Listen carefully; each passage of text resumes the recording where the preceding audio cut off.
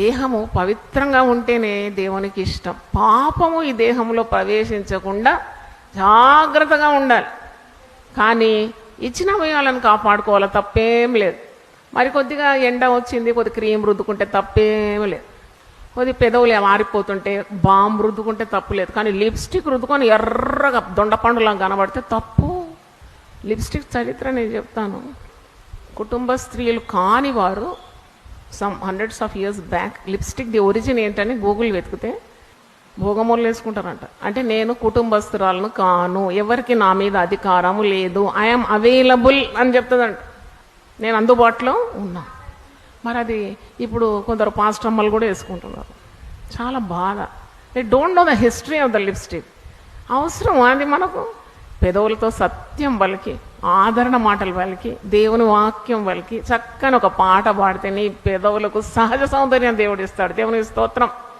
నీ నోరు బాగా తెరువు, నేను దాన్ని ఏం చేస్తాను, నింపుతాను. ఇలాగ ఒక్కొక్క అవయవం చూసుకుపోతే మనం దాన్ని వివరించవచ్చు. ముక్కు, మంచి ముక్కు.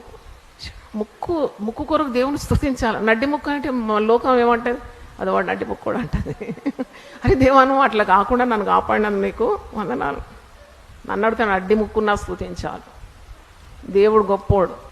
దేవుడిచ్చిన సౌందర్యం కంటే మన సొంత బుద్ధులతోటి మన అందం పెరుగుతుందంటారా మీరు? ఎంత రంగులు పూసుకున్న స్త్రీ అయినా కానీ చూడగానే తెలుసు, ఓహో ఈమె మేకప్ వేసుకుంది, ఈమె వేసుకుంది. క్రీమ్ పెట్టడంలో తప్పు లేదు. కొద్దిగా నూనె రాసుకొని బాడీని మంచిగా మసాజ్ చేసుకొని చక్కగా పెట్టుకున్న ఆరోగ్యం తప్పు లేదు దాంట్లో. కానీ నీ సౌందర్యము, ఈ రాజు నీ సౌందర్యము కోరుతున్నాడు. ఏ రాజు? నీ భర్త. సామ్స్ 45లో ఒక మాట చూస్తే మన సౌందర్యము కేవలం మన భర్తల కొరకే దేవుడు మనలో సౌందర్యంగా ఉంచింది.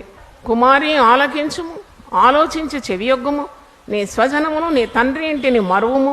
ఈ రాజు నీ ప్రభువు, అతడు నీ సౌందర్యమును కోరినవాడు, నీ సౌందర్యం కోరినవాడు.